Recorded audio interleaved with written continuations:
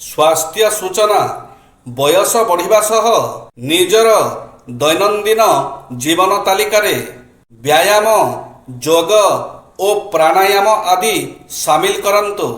ଖାଦ୍ୟପେୟ ପ୍ରତି ସତର୍କ ରୁହନ୍ତୁ। ତା ସହ ନିର୍ଦ୍ଦିଷ୍ଟ ସମୟ ଅନ୍ତରାଳରେ ନିଜ ଶରୀରର ରୁଟିନ୍ ଚେକଅପ୍ କରାଇ ନିଅନ୍ତୁ। ବ୍ୟାୟାମ କରିବା ସମୟରେ ଯଦି ଅଧିକ ହାଲିଆ ଲାଗୁଛି ତେବେ କିଛି ସମୟ ବିଶ୍ରାମ ନିଅନ୍ତୁ। ବ୍ୟାୟାମ ସମୟରେ ଅଧିକ ପାଣି ଆଦୌ ପିଅନ୍ତୁ ନାହିଁ। ନିୟମିତ ସମୟ ବ୍ୟବଧାନରେ ନିଜର ଦୃଷ୍ଟି ଶକ୍ତି ପରୀକ୍ଷା କରାଇ ନିଅନ୍ତୁ। ବୟସ ଅଧିକ ହୋଇଥିଲେ ମୋତିଆବିନ୍ଦୁ ଏବଂ ରେଟିନା ଭଳି ସମସ୍ୟାର ପରୀକ୍ଷା କରାଇ ନେବା ନିହାତି ଦରକାର।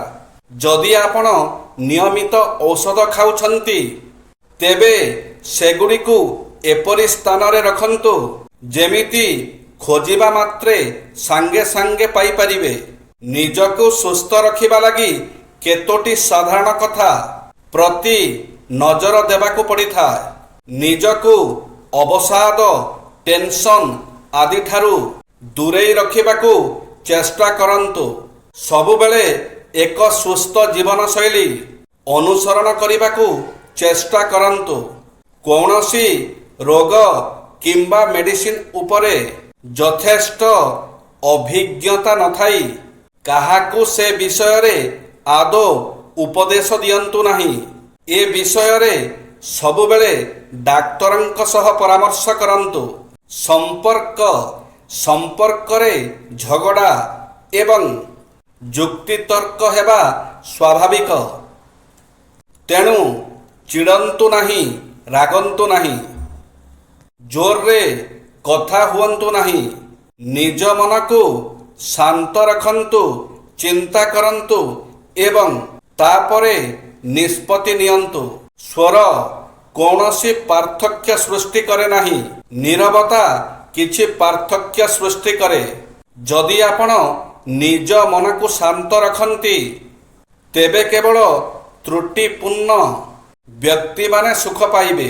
ଗୋଟିଏ ଗରିବ ଲୋକକୁ 20 ଟଙ୍କା ଦେଲାବେଳେ ଆମକୁ ଅଧିକ ଲାଗେ, କିନ୍ତୁ ମଦକୁ 100 ଜାଗାରେ 500 ଦେଇ କିଣିଲେ କିଛି ଫରକ ପଡ଼େନି। 3 ମିନିଟ୍ ପାଇଁ ଭଗବାନଙ୍କୁ ମନେ ପକେଇବା କଷ୍ଟ, କିନ୍ତୁ 3 ଘଣ୍ଟା ବସିକି ଫିଲ୍ମ ଦେଖିବା ଆମ ପକ୍ଷେ ସହଜ। ପୁରା ଦିନ କଷ୍ଟ ଲାଗିବା ପରେ ବି ଆମକୁ ଜିମ୍ ଯିବାକୁ ଥକା ଲାଗେନି, କିନ୍ତୁ ମା ବାପାଙ୍କ ଟିକେ ଗୋଡ଼ ମୋଡ଼ିଦେଲେ ଆମେ ଥକି ପଡ଼ୁ। ଭାଲେଣ୍ଟାଇନ୍ ଡେ ପାଇଁ ପୁରା ବର୍ଷ ଅପେକ୍ଷାରେ ଥାଏ, କିନ୍ତୁ ମଦର୍ସ ଡେର ଅର୍ଥ ଆମେ ବୁଝୁନା।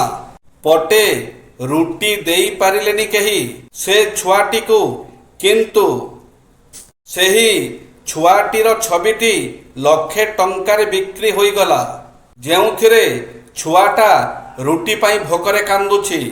ଏହାକୁ ଶୁଣିକି ବୁଝିବା ହୁଏତ କଷ୍ଟ ଲାଗିପାରେ, କିନ୍ତୁ ଏହାପରେ ମୂଲ୍ୟହୀନ ମନ୍ତବ୍ୟ ଦେବାଟା ଆମର କର୍ତ୍ତବ୍ୟ ନୁହେଁ କି?